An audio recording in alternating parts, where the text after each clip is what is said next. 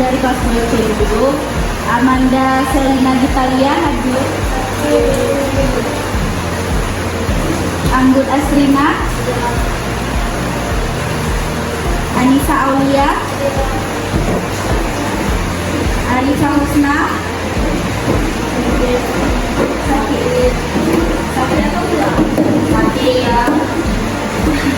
kan sudah ada nih kawan tulis. Jadi materi kita pada hari ini adalah sebelumnya teman-teman udah ada yang tahu nggak apa itu sistem peredaran darah? Belum? Tahu? Siapa yang tahu tadi? Apa sistem peredaran darah itu apa? Belum tahu. Oke, mungkin pertama sistem peredaran darah. Selanjutnya menjadi menganalisis gangguan apa saja yang terdapat pada sistem peredaran darah. Selanjutnya, karena sistem peredaran darah, manusia itu memiliki organ yang menyusun dalam sistem peredaran. Bisa menyebutkan bahwa sistem peredaran darah disusun oleh 4 pilar, yaitu jantung, bisa diingat? Karena nanti teman-teman akan mengerjakan lomba kerja peserta didik, jadi kakak minta tolong dicatat apa saja poin-poin yang sudah kakak paparkan. Boleh dibuka bukunya, kita sembari kita nyatat. Catat apa saja organ yang terdapat dalam sistem peredaran darah manusia. Boleh catat di jantung, pembuluh darah, dan juga paru-paru. Enggak? Bisa kita lanjut. Tapi bisa teman-teman ketahui, jantung itu merupakan organ vital yang terdapat dalam tubuh manusia. Dan tugas jantung itu tidak main-main. Tugas karena dia itu organ vital, jadi jantung memiliki peran yang amat besar dalam tubuh manusia, yaitu sebagai pompa darah ke seluruh tubuh. Nah, organ ini terletak di antara paru-paru. Nanti kita sambil melihat ini, nanti kita materi dulu sebelum kita masuk ke prakteknya. Nah, terletak di antara paru-paru, tulang dada, tepatnya di bagian belakang sini tulang dada. Dan juga jantung ini memiliki ukuran sedikit lebih besar dari kepalan tangan, Jadi kalau misalnya teman-teman lihat gambar jantung yang kebiasaan banyak di laboratorium, besar jantung pasti sebesar ini, tidak sih? Nah, jadi kenyataannya besar jantung kurang lebih sebesar kepalan tangan, kecil kan? Jadi yang berfungsi sebagai pompa yang mengalirkan darah ke seluruh tubuh. Nah, jadi di dalam jantung itu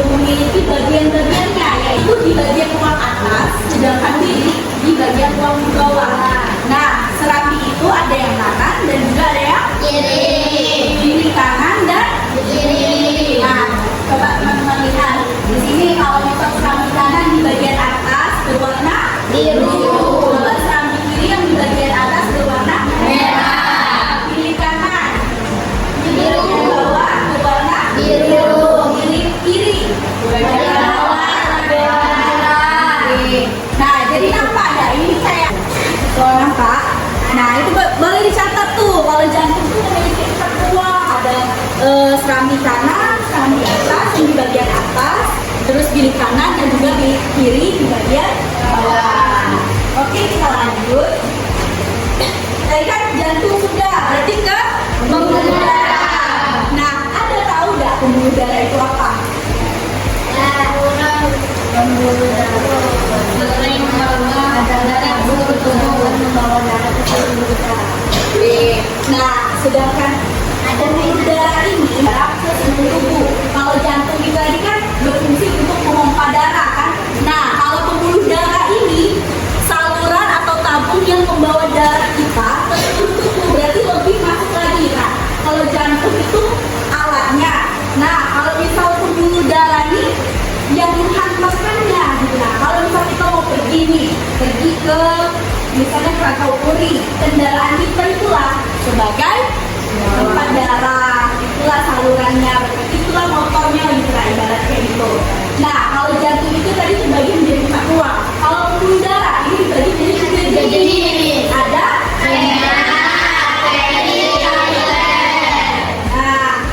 di antara vena, arteri dan kapiler masing-masing memiliki perbedaannya, struktur maupun ukuran.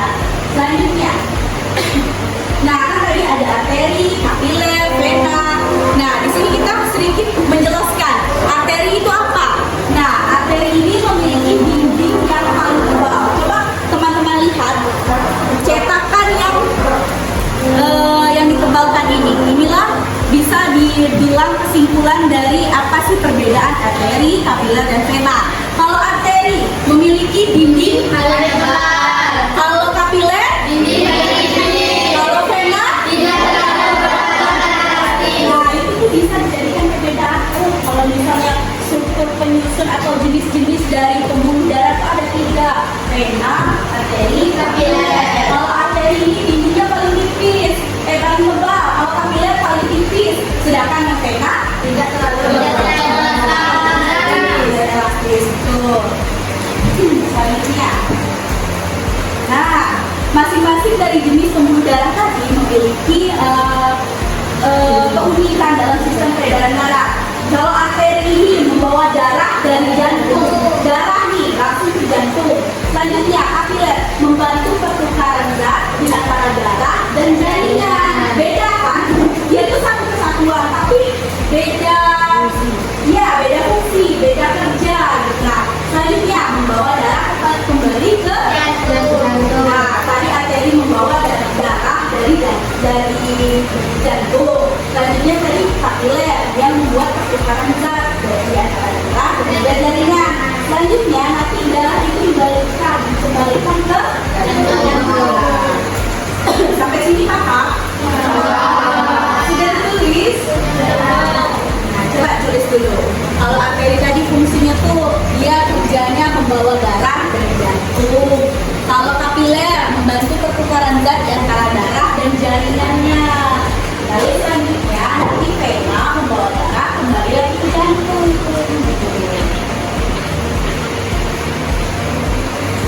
Ini baru jenis atau cara kerja yang cuma di pembuluh darah. Belum nanti kita satukan dengan jantung, pembuluh darah, terus darah.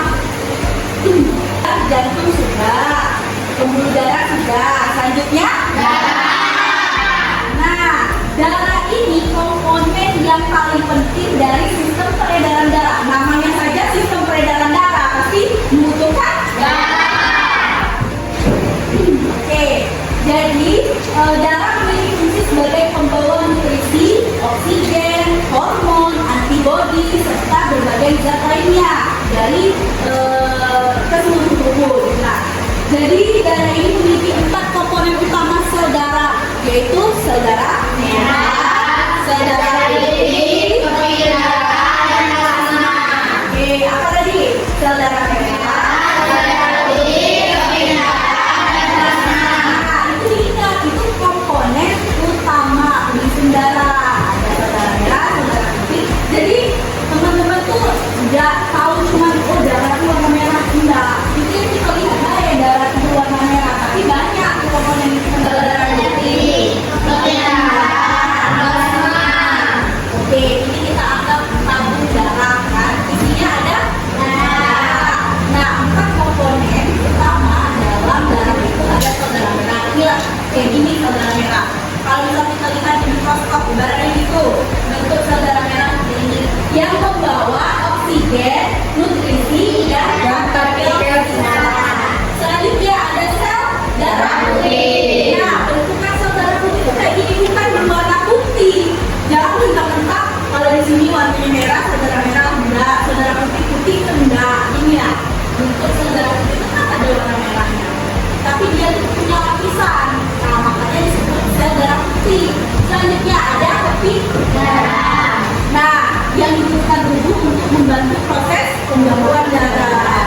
Selanjutnya ada plasma. Plasma ini merupakan cairan yang berwarna kuningan pada darah yang bertugas membawa zat penting seperti hormon, protein, seperti yang sudah dijelaskan tadi. Dan juga membantu dalam proses pembuangan darah dari darah tadi.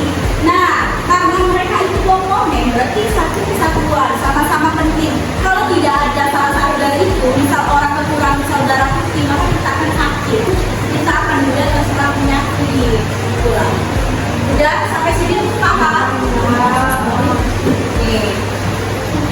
Selanjutnya, tadi apa saja sudah dibahas?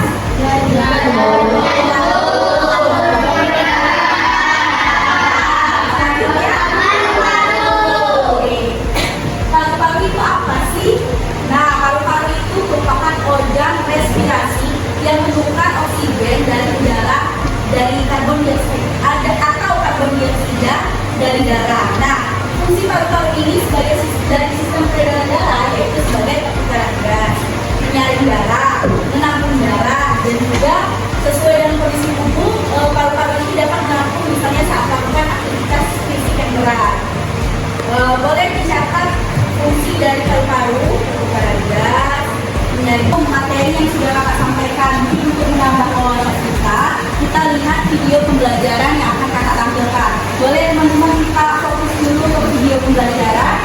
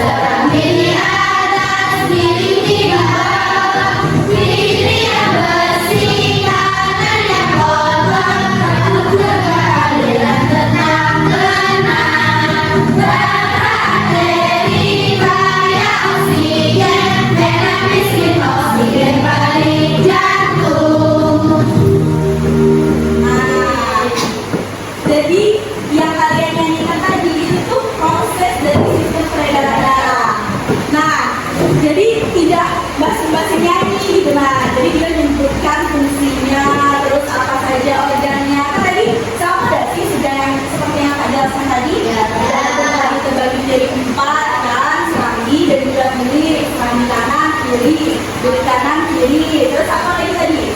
Darah, ada pembuluh darah, ada apa saja? Ada darah biasa, pembuluh darah, tadi disebutkan. Mau diulang atau lanjut? Ulang.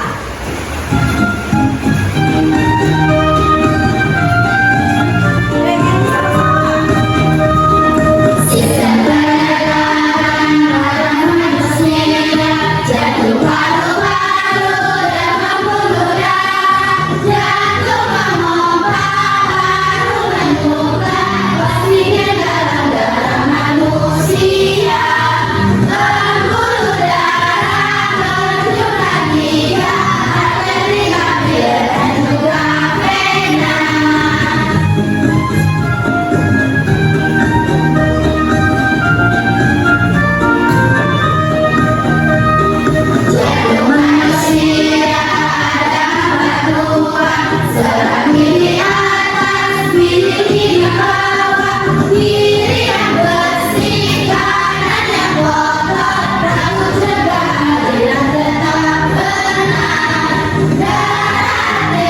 Daya oksigen, berat miskin oksigen balik jantung.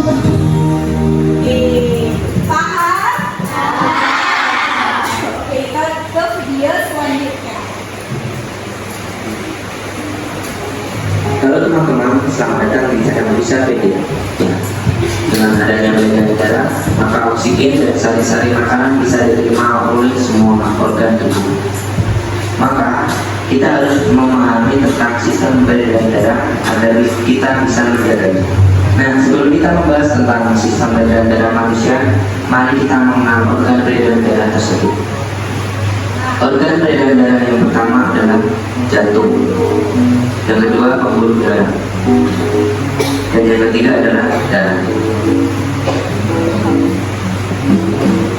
Jantung manusia terletak di dalam dada sebelah kiri. Jantung berfungsi untuk memompa darah ke seluruh tubuh, dan jantung berukuran sama seperti kepala tangan masing-masing penghuni. Bentuk jantung seperti pada gambar, dan jika jantung kita potong, penampakannya akan seperti berikut. Jantung terdiri atas 4 ruang. Dan untuk memudahkan mempelajari tentang ruang jantung, maka penampakan jantung kita ubah menjadi seperti berikut. Dan masing-masing ruang jantung seperti pada gambar. Nah, mari kita bahas tentang masing-masing ruang jantung secara lebih detail. Yang pertama, serambi kiri. Yang kedua, serambi kanan. Yang ketiga, di mana selanjutnya? Boleh? Coba ditunjuk mana serambi, mana kiri, mana serambi kiri, mana serambi kanan. Kawan-kawan yang lain boleh koreksi tuh, benar atau enggak, Andi? Jantung memiliki 4 ruang, 2 serambi dan 2 bulu. Ya, terus kalau serambi bagian mana? Atas, Coba ditunjuk. serambi kiri dan serambi kanan. Kalau tadi bilik di bagian Bilik di bagian bawah, bilik kiri dan bilik kanan. mana bilik kiri, mana bilik kanan? Benar nggak? Benar. Jadi kalau misalnya sudah satu sampel yang kakak coba maju depan, otomatis kalian insya Allah bakal tahu dan juga paham. Benar? Benar. Boleh terima kasih. Boleh tetap. Dari yang baik. Lalu berikutnya ada pembuluh balik yang mengantarkan darah kembali ke jantung. Prosesnya dari Ada pembuluh arteri pulmonalis yang mengantarkan darah dari jantung ke paru-paru. Ada pembuluh vena pulmonalis yang mengantarkan darah dari paru-paru kembali ke jantung. Berikutnya adalah proses saat jantung berdenyut. Tentu jantung mengucut dan darah mulai organ yang terdapat dalam sistem peredaran darah. Nah, kalau misal kita bekerja, pasti ada efek samping, betul nggak? Kalau misal kita bekerja, pasti ada gangguan-gangguan dari luar maupun dalam, betul nggak? Nah, sistem peredaran darah atau proses dari peredaran darah itu pasti memiliki gangguan. Nah, jadi kelainan pada sistem peredaran darah manusia itu menyangkut darah, pembuluh darah, dan juga jantung. Kelainan-kelainan ini yang terdapat dalam pembuluh darah meliputi ada anemia. Anemia itu apa sih? Teman-teman sudah pernah dengar nggak? Misal orang tuanya pernah dengar, orang tua ngomong anemia, gangguan dalam sistem peredaran darah. Kalau bisa sih ada anemia, jadi anemia ini merupakan suatu keadaan penurunan kapasitas sel darah merah dalam meningkatkan oksigen karena rendahnya konsentrasi hemoglobin yang terdapat dalam darah. Berarti kita ini membutuhkan darah dengan konsentrasi tertentu, tapi darah ini tidak dihasilkan dalam jumlah yang sudah ditentukan, yang sudah dibutuhkan untuk diri kita. Jadi kalau misal kita kekurangan, pasti bakal menimbulkan penyakit. Nah, kayak gitu. Jadi secara singkat lah, kalau anemia itu kekurangan sel darah merah. Itu nggak banyak orang ngomong, aduh anemia. Nah itu jadi kurang sel darah merah. Nah konsentrasi dari hemoglobin dia itu kurang atau rendah. Selanjutnya ada thalassemia yang merupakan kelainan dari struktur KB. Dalam hal ini, eritrosit tidak mampu menghasilkan sejumlah rantai alfa dan juga rantai beta secara normal. Jadi kalau kita melakukan terjadi gangguan, pasti ada penyimpangan, ada kekurangan dan juga ada kelebihan. Contohnya kayak ini, dia cuma sedikit menghasilkan rantai beta itu tidak ada sampai normal. Jadi akibatnya produksi eritrosit menjadi sangat lambat. Eritrosit yang matang menjadi sangat bagus, kamu umur pendek, kamu tidak menghasilkan yang baru. Jadi mereka penderita ini akan menderita penyakit bernama thalassemia. Oke? Lalu tadi ada apa? Anemia. Thalassemia, nantinya leukemia, trombus, varises, hemophilia. Kalian pernah nggak dengar orang varises tuh nggak boleh tes polisi atau keluar? Pernah nggak dengar kayak gitu? Varises, kalian pernah yang varises? Ya ada urat-urat keluar, warna biru atau hijau. Nah itu tuh varises deh. Jadi kalau misalnya kita mau tes kayak polisi, tentara, apa di negara tidak boleh sampai ada varises. Itu tuh penyakit, tapi apa? Nih, akan jelaskan. Jadi varises ini terjadi pelebaran pada pembuluh darah karena di betis. Sering kan nampak hijau-hijau di betis. Kebanyakan varises ini ibu-ibu, orang yang sudah tua gitu kan. Mama, nah itu sering varises karena dia tuh ngangkat beban berat, jalan jauh atau kemana dia langsung duduk. Terus lonjongin kaki lagi. Nah jadi dia tuh pembuluh darah venanya itu jadi nampak melebar, jadi nampak sampai nimbul keluar. Berarti itu gangguan nggak sih tuh? Jadi penyakit. Maka kalau orang banyak ngomong varises itu cacat. Walaupun cacat itu bukan cacat parah, cuma kayak pembuluh darahnya ada sih yang nampak. Nah itulah secara nyata itu nampak. Nah jadi kita masuk ke apa nih? Ada yang tahu nggak pada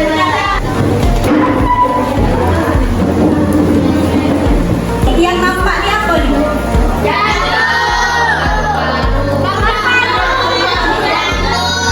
Ini apa? Oke. Jadi ada cairan apa di belakang ini? Merah. Ini apa? Biru.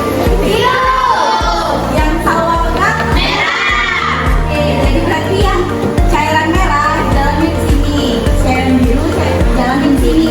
Coba kawan-kawan lihat tuh arah cairan merah dan biru kemana? Boleh dipencet kompak.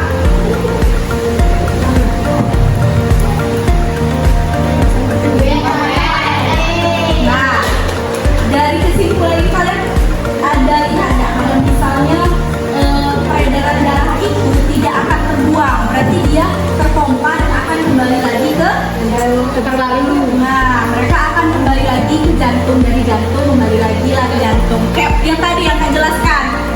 Tadi itu sistem kerja apa tadi? Peredaran darah. Nah, jadi tadi itu sistem peredaran darah memiliki 4 organ penyusun apa saja? Yang ini apa nih? Nah, benar, pembuluh darah. Karena dialah, benar kayak kakak bilang, dialah yang membawa darah dari jantung ke seluruh tubuh. Jadi kembali lagi ke sudah? Paham tak? Paham. Jadi ada studi kasus yang teman-teman harus dicerna soalnya lah ibaratnya. Jadi di sini ada sebuah kasus dalam sistem peredaran darah, yaitu ini kakak ambil salah satu berita dari luar. Jadi di Turki ada penyakit sistem peredaran darah yang menjadi penyebab utama dari kematian. Udah, sepanjang 2017 sekitar 165.000 orang meninggal karena gangguan dari sistem peredaran darah. Banyak ada sih sepanjang 2017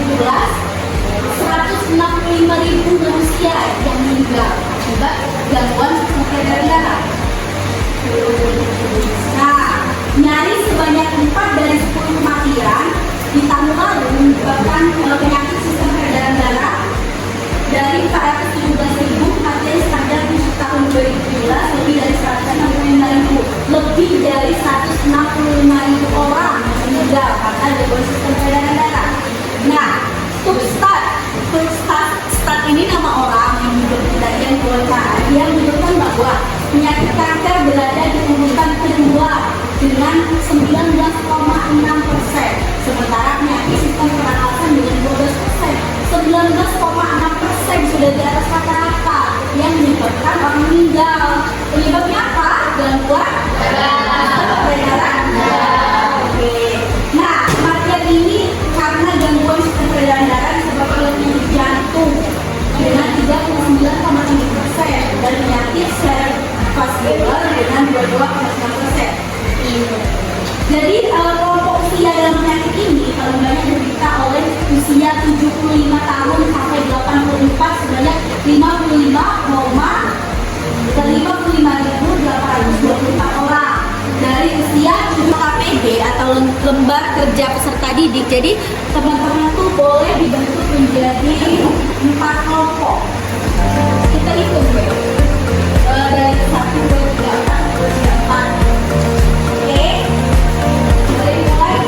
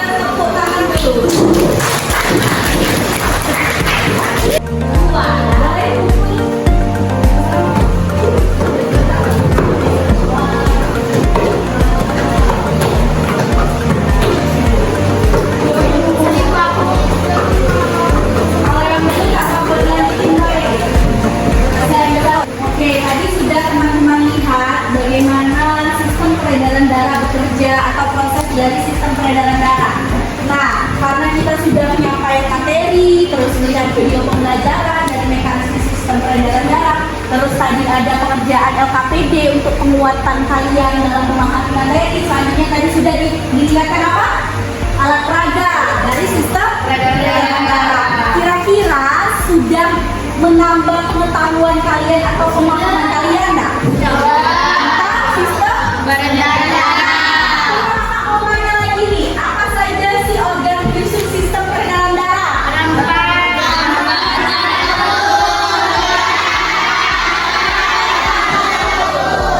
Nah, jantung itu terbagi menjadi 4 bagian.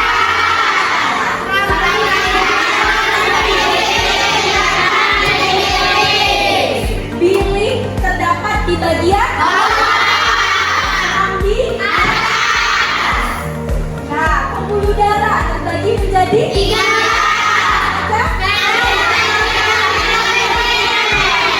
Darah terbagi menjadi 4.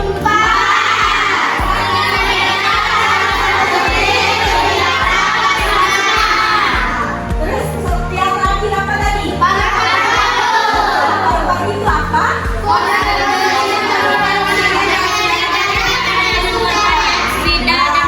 Alhamdulillah, kakak tuh dengarnya senang gitu nah, karena kalian sudah itu sudah menjawab dengan baik dan benar. Berarti kakak anggap kalian paham dengan materi yang sudah kakak sampaikan. Jadi coba kita tepuk tangan dulu di kita.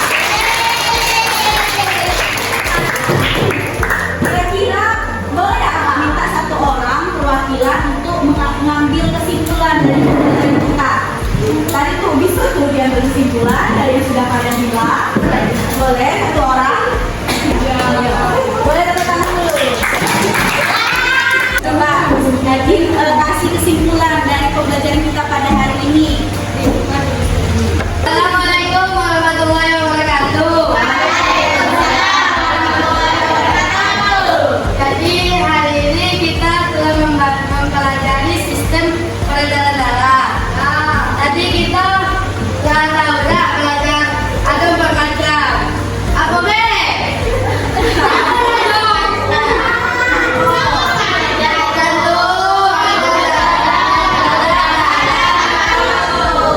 Terus yang Adin tahu. Jantung memiliki paruan, dua selagi bili, dua selagi dan dua bili. Selagi datar, garam bernaik. Kesimpulannya aja.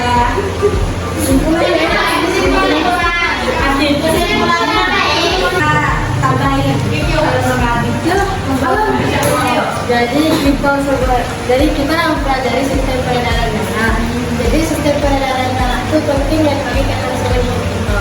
Jadi kita tuh harus menjaga diri dan menjaga pola makan agar terbebas dari gangguan sistem peredaran darah. Dari yang disampaikan Azira sama Adin, teman-teman kira-kira udah tersampaikan nggak kesimpulan hari ini? Ya. Oke, yang berdua boleh dulu. Tepuk tangan. Oke, terima kasih yang saya ucapkan kepada Adin dan juga Azira yang sudah berani memajukan memberikan kesimpulan dari pembelajaran kita pada hari ini. Nah, kira-kira teman-teman mau ngasih saran dan masukan nggak dalam pembelajaran kita pada hari ini? Mau ada saran dan masukan? Dalam foto mungkin sampai sini pertemuan kita pada hari ini. Jadi alhamdulillah kak ngucapin terima kasih banyak karena teman-teman sudah aktif, berperan aktif dan juga ikut kolaborasi dengan kakak, sudah mau membantu kakak dan juga sudah fokus dalam pembelajaran kita pada hari ini. Dan alhamdulillah teman-teman sudah memahami, insya Allah mengerti apa yang sudah kakak sampaikan tadi dan juga tanggapan kalian pun bagus, jawaban kalian pun bagus. Jadi mungkin kakak ambil kesimpulan benar yang kata Azira tadi, kalau misalnya kita hidup itu harus pola hidup yang baik. Nah, untuk menjaga kesehatan tubuh kita biar tidak terjadi gangguan dalam sistem. Nah, kalau aliran darah kita terganggu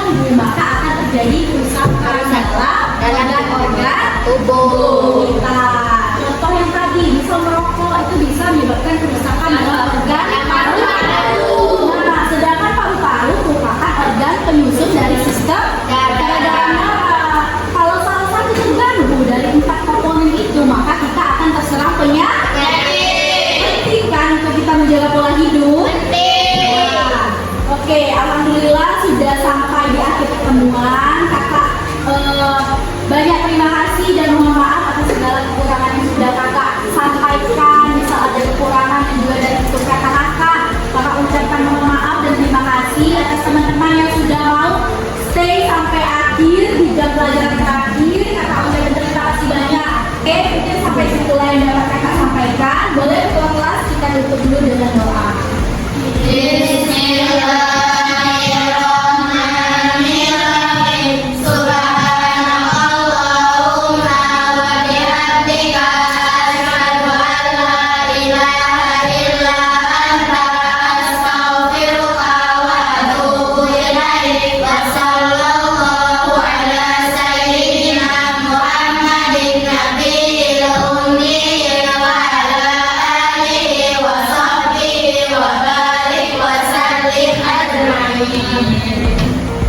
Terima kasih banyak. Sebelum kita